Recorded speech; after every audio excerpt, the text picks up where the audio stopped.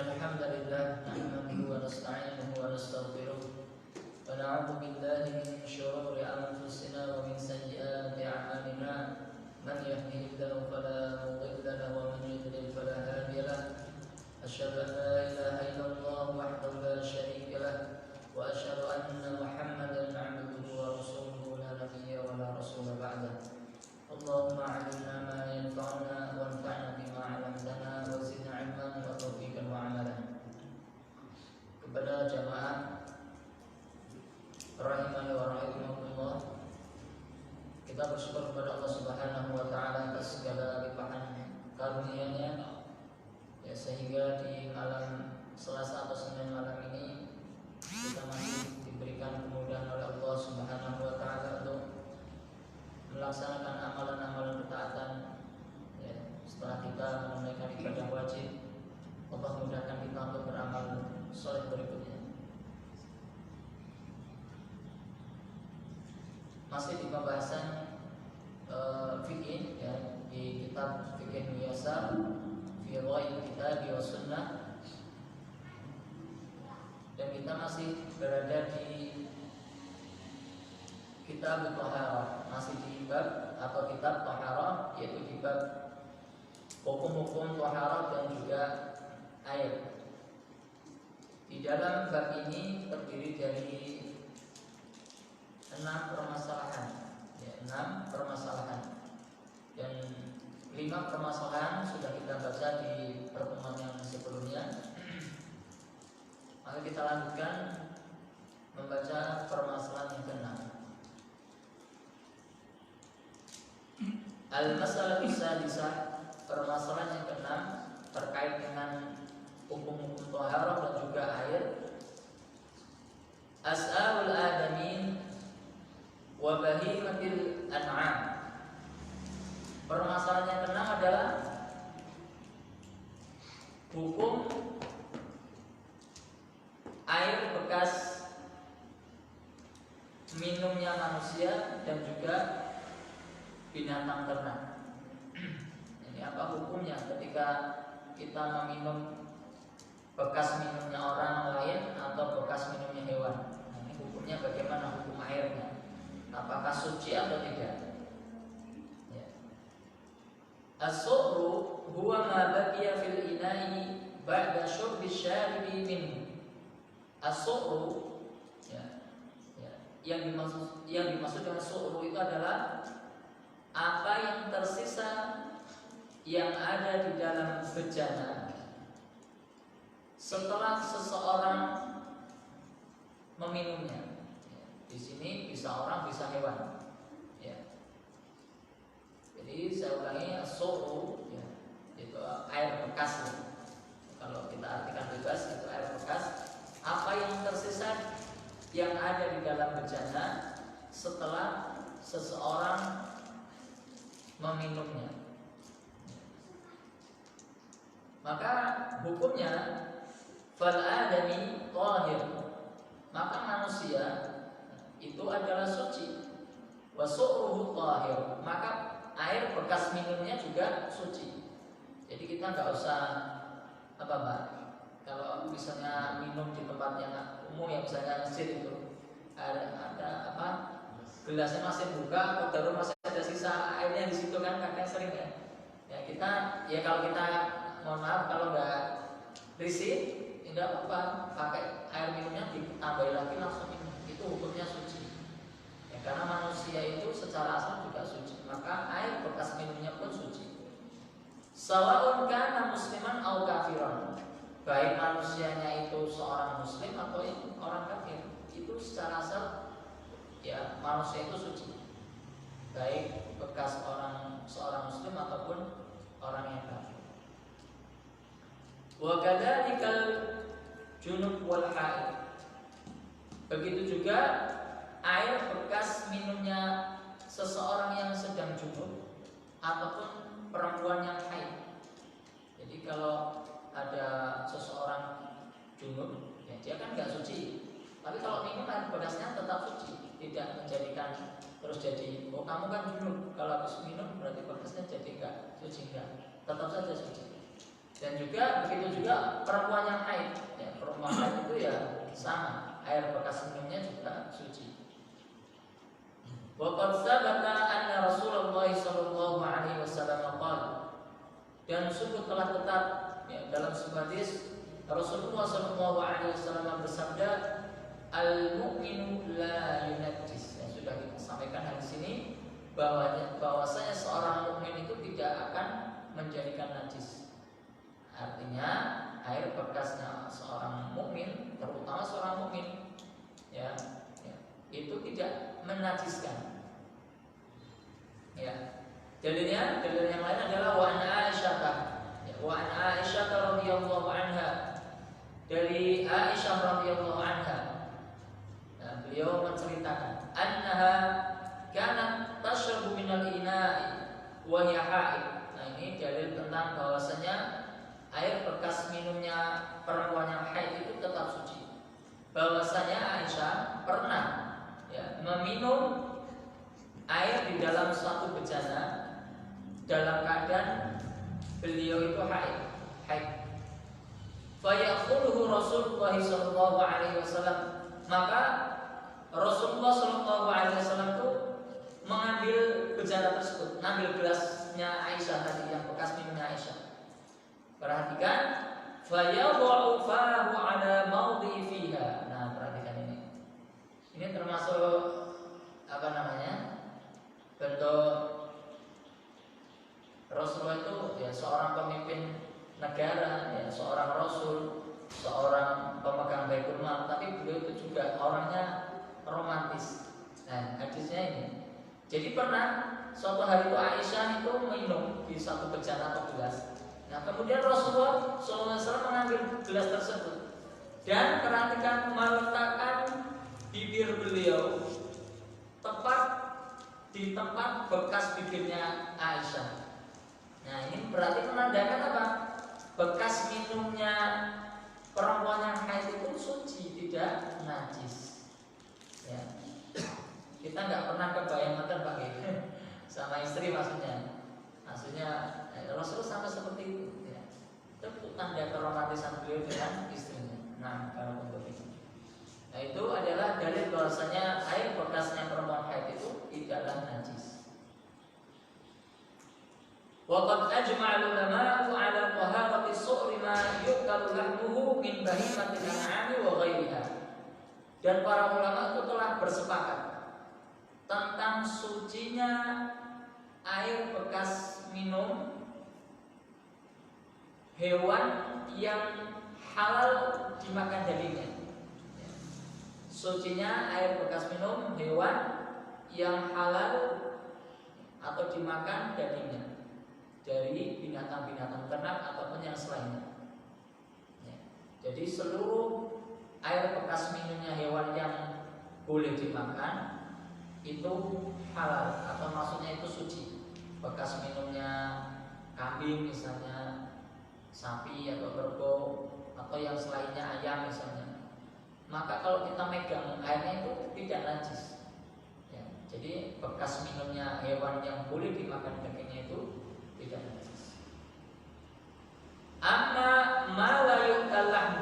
Nah, adapun air bekas minumnya hewan yang nggak dimakan dagingnya, artinya nggak boleh dimakan, berarti haram. Seperti apa? Kasiga. Siba itu hewan buas, macan, singa, serigala misalnya.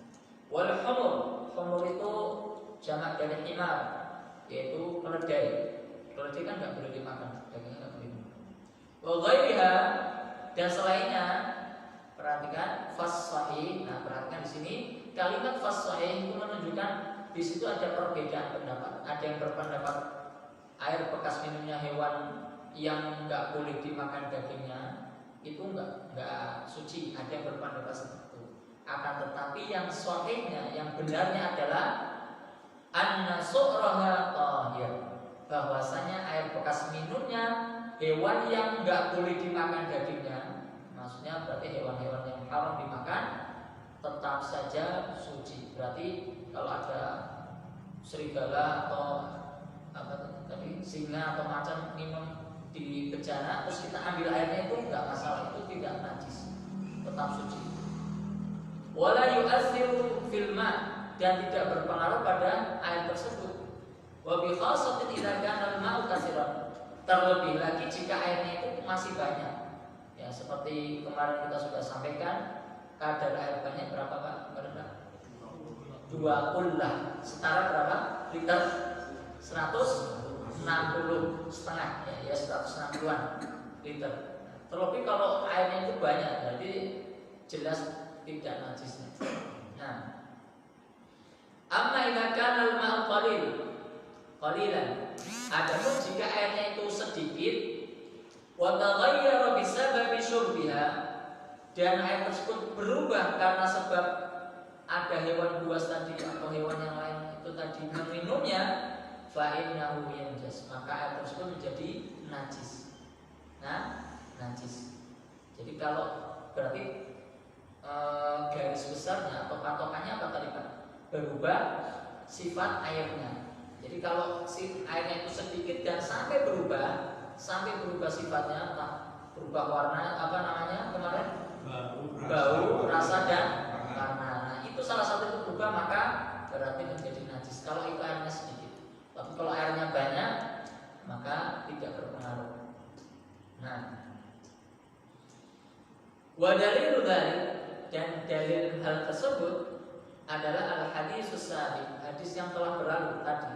Ya, hadis tentang, ya sudah pernah kita bahas di pertemuan sebelumnya ataupun yang tadi, ya, bahwasanya selama air itu tidak berubah, ya, maka dia air tersebut adalah suci. Tapi kalau sudah sampai berubah salah satunya, maka berarti air tersebut sudah tidak suci lagi. Wa fihi annahu, dan di antara dalilnya annahu sallallahu alaihi wasallam su'ila 'anil ma', bahwasanya Nabi sallallahu alaihi wasallam pernah ditanya tentang air. Wa ma yanubuhu minad dawabi was-siba', dan ya, air tersebut yang pernah didekati oleh hewan ternak ataupun hewan hewan buas, ya, pernah didekati. Jadi Nabi pernah ditanya tentang hukum air yang sudah diminum oleh hewan buas. Maka faqala, maka beliau sallallahu alaihi wasallam menjawab, idza balaghal ma'u qullatayn. Nah, ini hadisnya yang sudah kita baca kemarin, lam yahmilul khabas. Maka kalau airnya itu sampai 2 kullah, maka hal tersebut, ya, tidak menjadikan air tersebut najis. Tidak menjadikan air tersebut itu najis. Wa qauluhu sallallahu alaihi wasallam fil hirrah, dan juga sabda Nabi sallallahu alaihi wasallam tentang hirrah. Hirrah itu adalah kucing, ya, hirrah itu kucing.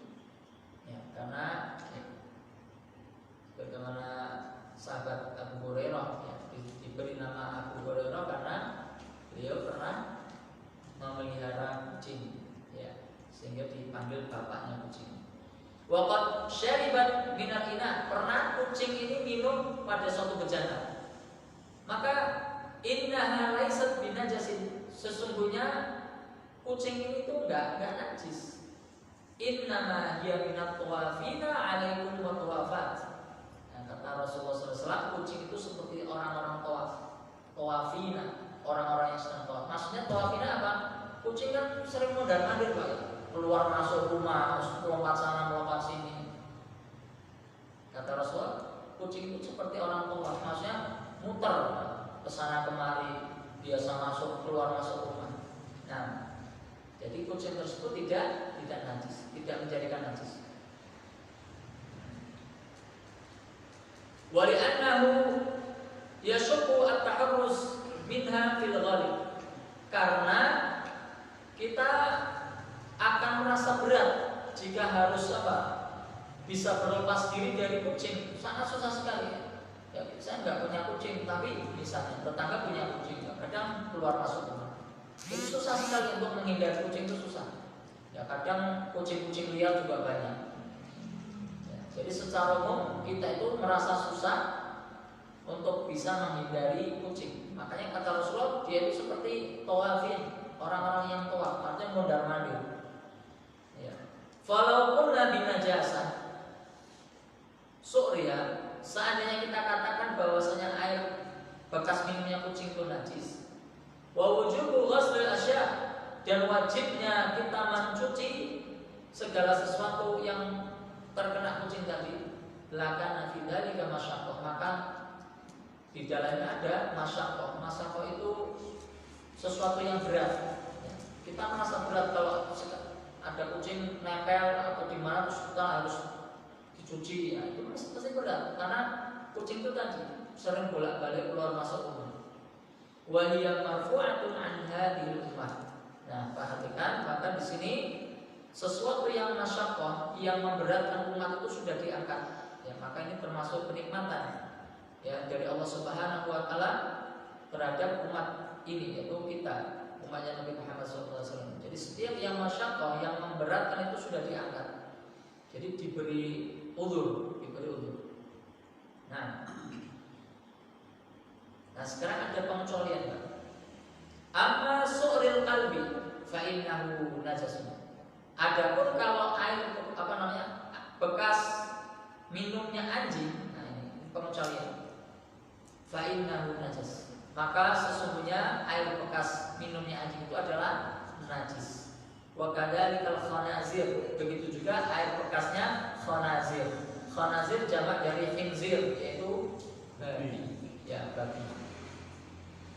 Amal kal, adapun kalau terkait dengan anjing, fa an Abi Hurairah radhiyallahu anhu, maka dalilnya adalah dari sahabat Abu Hurairah radhiyallahu anhu, anna Rasulullah sallallahu alaihi wasallam pernah bersabda, bahwasanya Rasulullah sallallahu alaihi wasallam pernah bersabda, tuhuru ina'i ahadikum idza walagha fihi al-kalb an yasilahu sab'a marrat ulahunna biturab.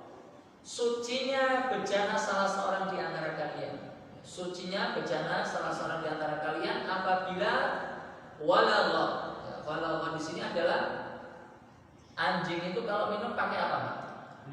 Lidah. Enggak mungkin pakai gigi gini kan enggak bisa. Pakainya lidah. Nah, walagha itu seperti itu, minum pakai lidah. Ya, apabila sucinya bejana salah seorang di antara kalian apabila anjing telah minum padanya. Maka caranya bagaimana? An yarsilahu sab'a marrat. Dia harus mencucinya sab'a marrat, 7 kali. Ulahuna biturab. Ya. Pertamanya dengan tanah, pasir boleh, tanah boleh. Ya. Nah, ini menunjukkan tentang najisnya air bekas ya minumnya anjing.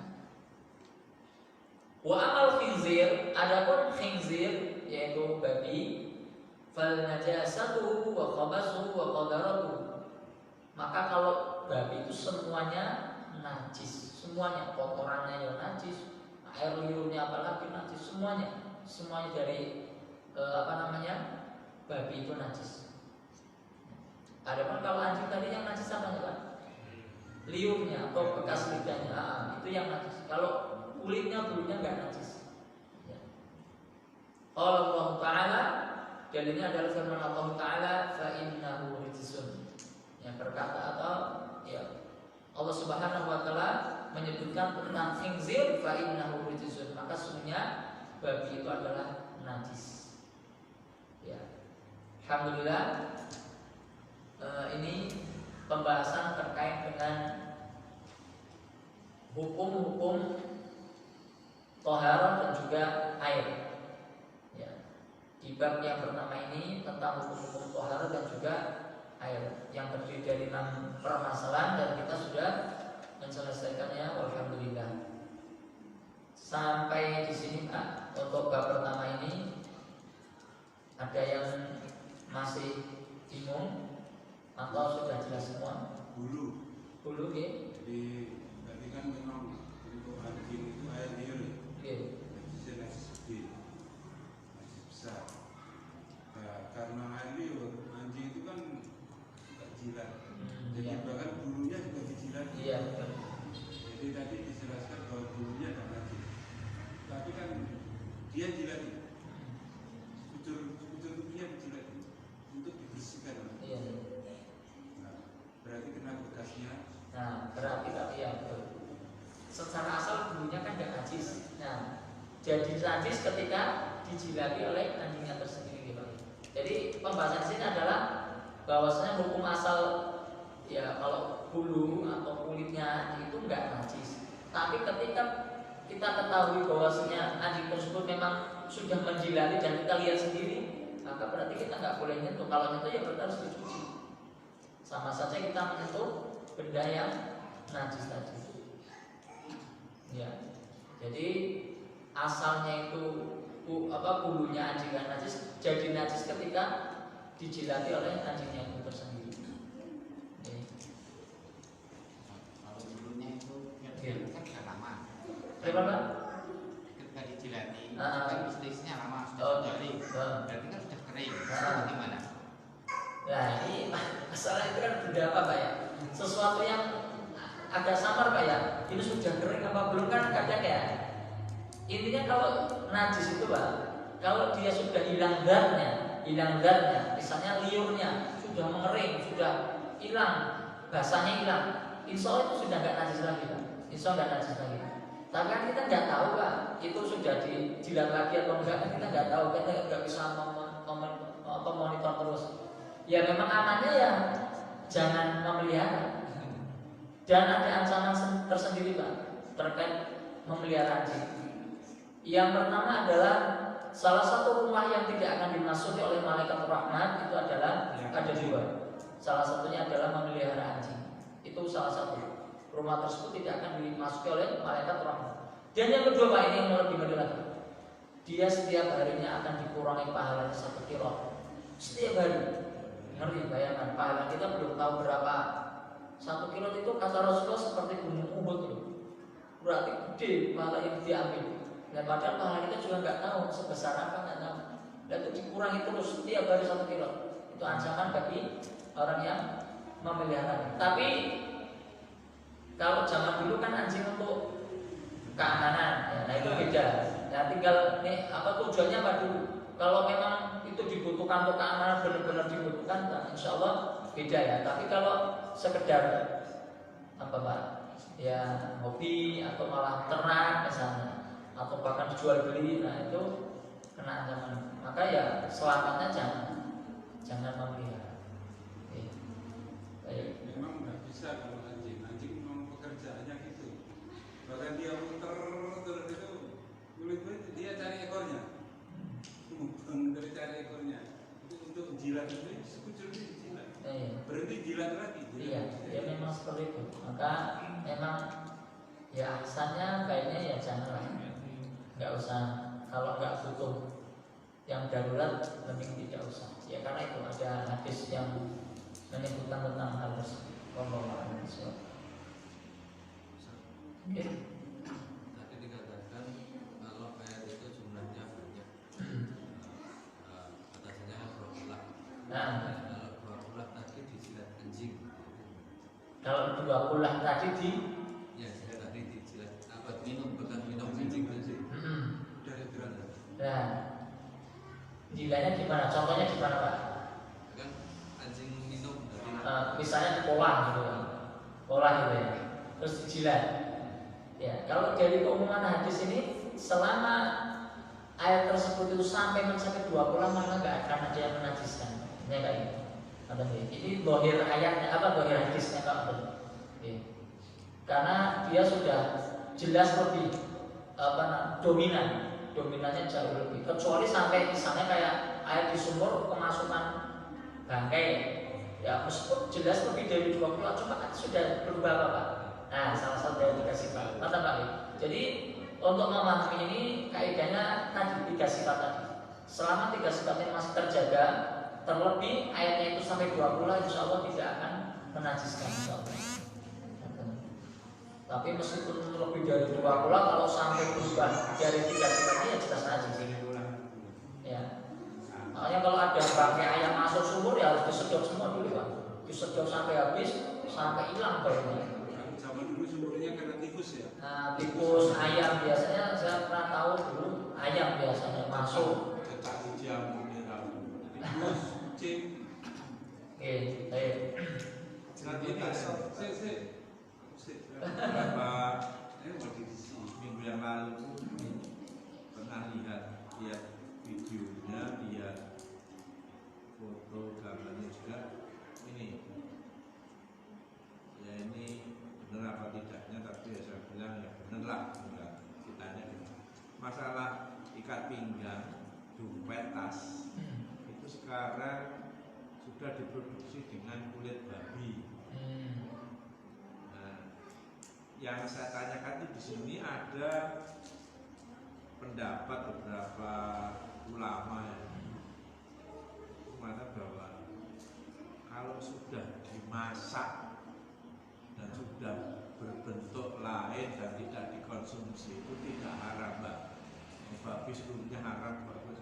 Jadi itu diambil kulitnya tipis sekali, dikemas, terus diolah lagi dengan kimia atau nanti dipakai diantaranya ikat pinggang, lalu dompet, tas.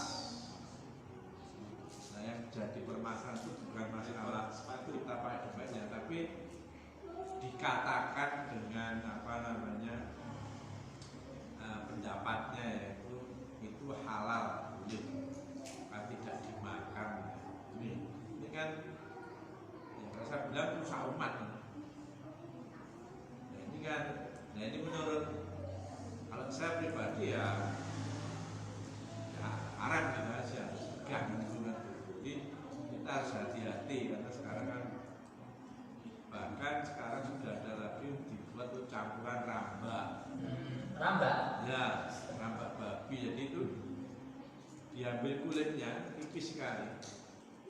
Nah, itu nanti dicampur dengan apa saya tahu, tapi itu sudah itu kalau dilihatkan sekali sampai gorengnya sampai itu ternyata enak sekali, ternyata itu pendapatnya kan. Enak, orang Solo bilang itu enak.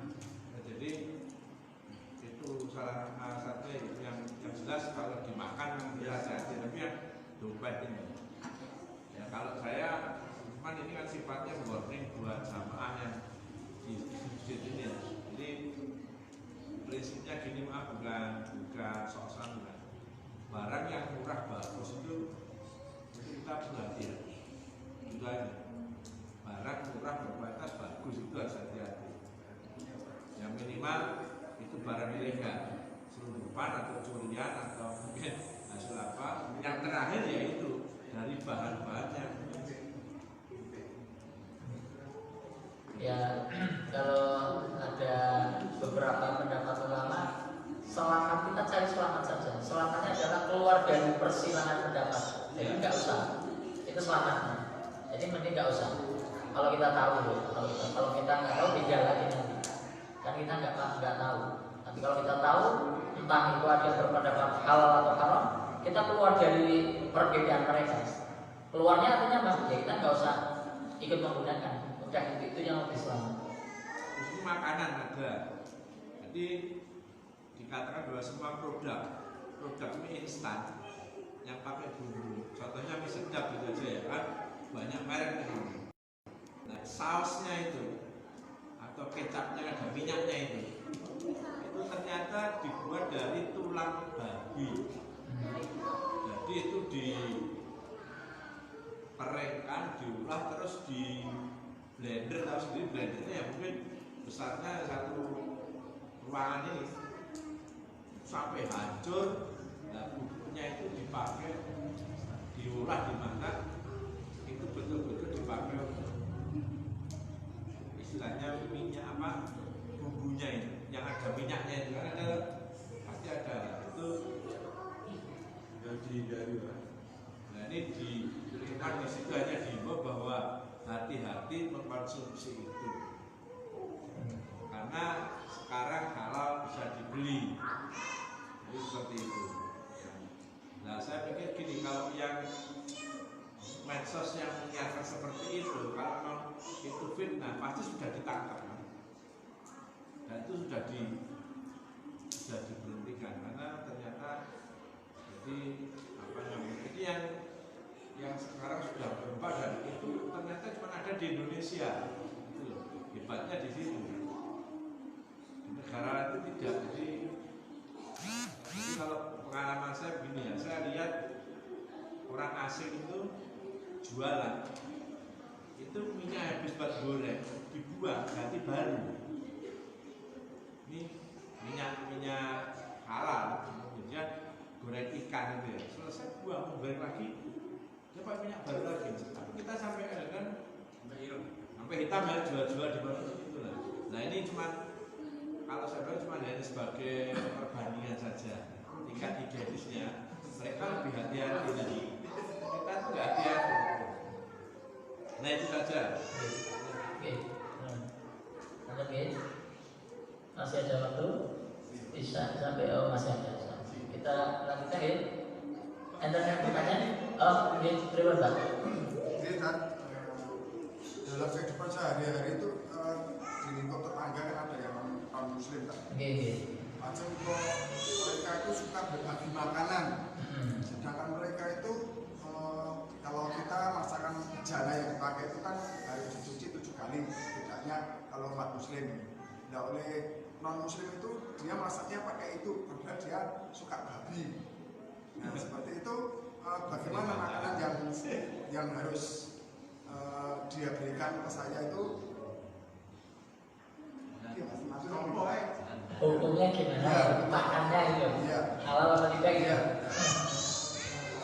Nah kalau jenengan yakin tahu kalau orangnya itu masaknya pakai minyak babi, yakin loh ya, tidak cuma sekedar prasangka loh ya, lihat sendiri itu benar-benar minyak babi, ya jangan diterima. Tapi kalau secara umum ya, kan belum tentu setiap orang Nasrani itu mohon maaf mesti konsumsi, kan belum, nggak mesti ya.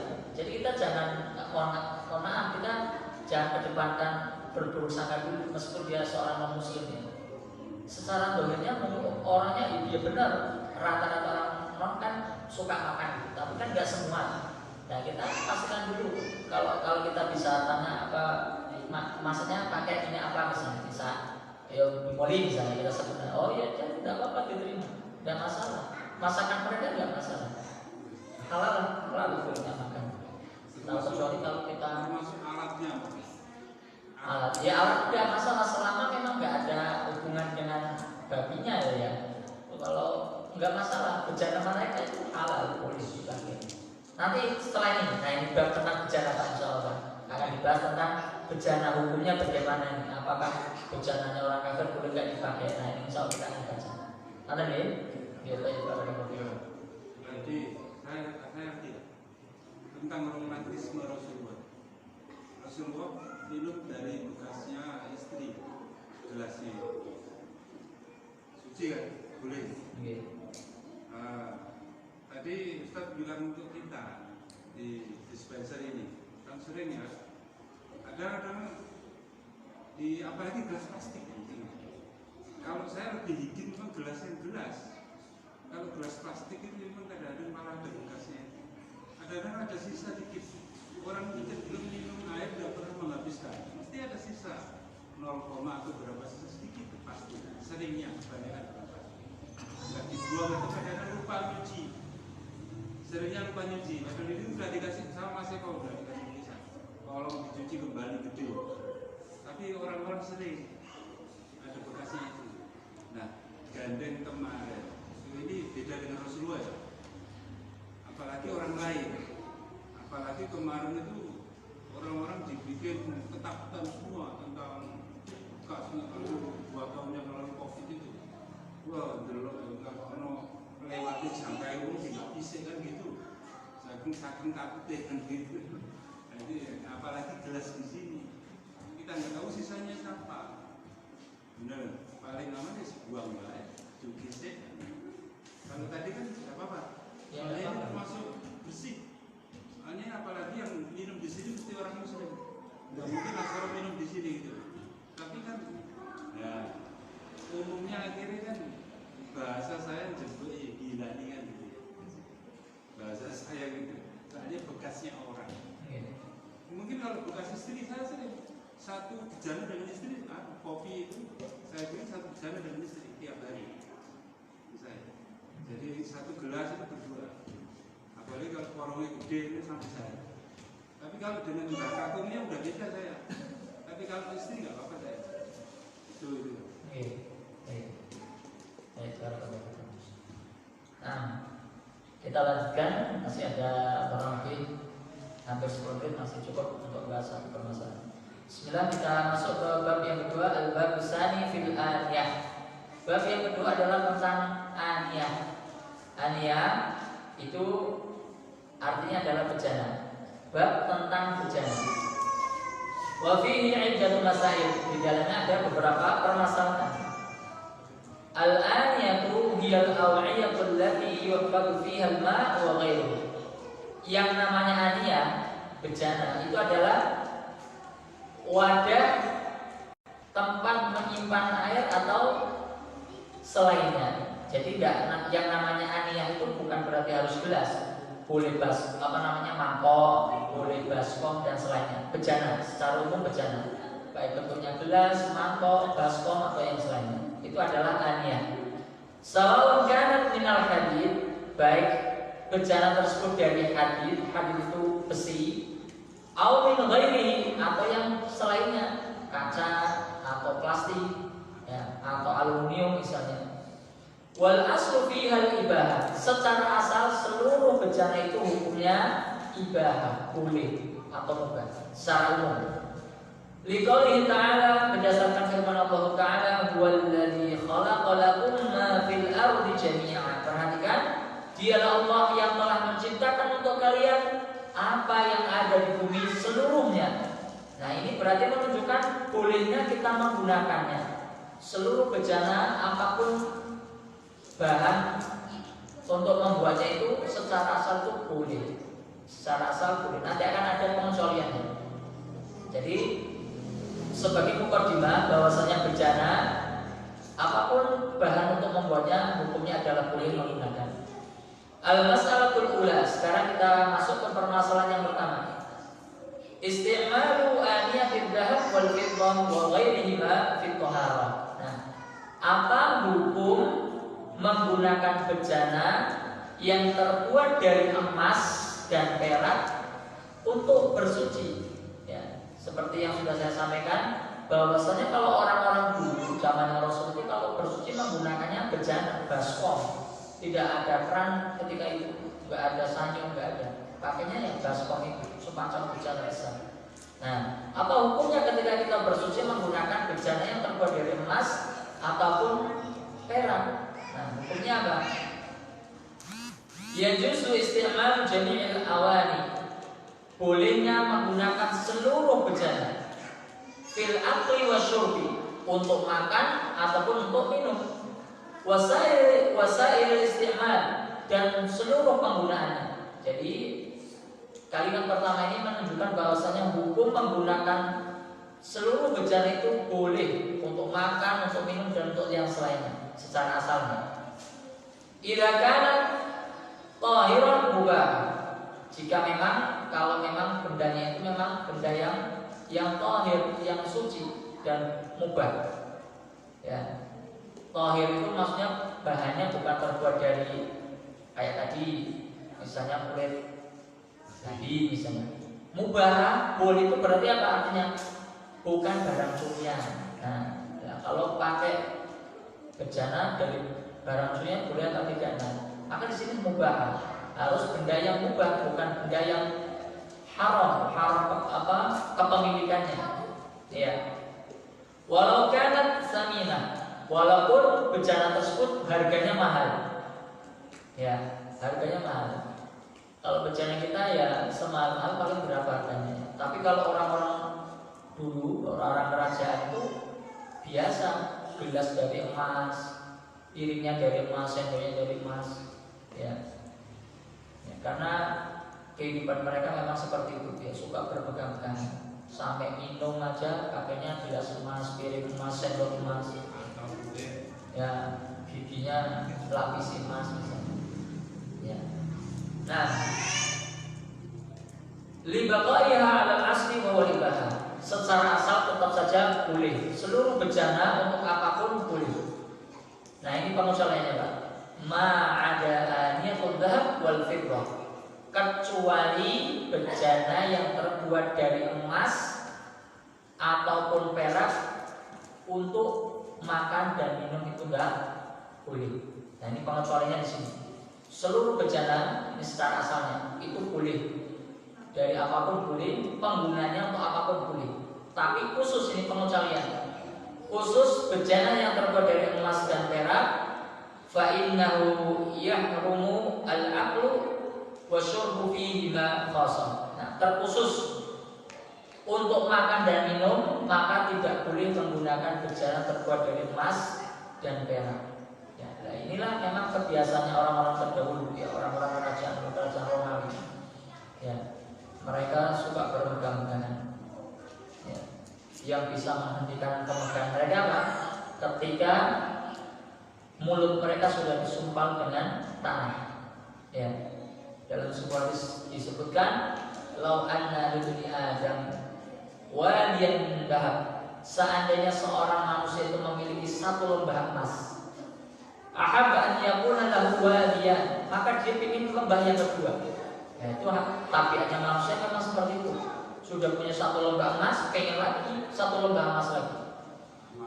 Ya, tamak. Ya. Walan yamla fahu illa turab. Maka tidak ada yang bisa menghentikannya kecuali ketika mulutnya sudah dipenuhi dengan tanah. Artinya apa? Sudah meninggal. Nah, itu kebiasaannya orang-orang, ya, biasa orang-orang kafir ya, zaman kerajaan ini. Nah, duna sa'il istimal. Jadi saya ulangi, secara umum seluruh bejana itu boleh digunakan, baik terbuat dari emas atau perak. Untuk bersuci boleh punya. Pengecualian untuk makan dan minum, maka kalau terbuat dari emas dan perak itu hukumnya haram, tidak boleh. Ya. Sudah bunyi ya. Ya, insya Allah ini masih ada sebenarnya sedikit untuk menyelesaikan di permasalahan yang pertama terkait dengan dalilnya. Tapi kalau sudah detail, nanti takutnya ada jamaah yang datang. Insya Allah kita akan lanjutkan pembahasan terkait dengan bejana di pertemuan yang akan datang, insya Allah. Kemudian saya sedikit mengharapkan. Ya. Jadi kita akan di sini kan menuntut ilmu kita, thalabul ilmi.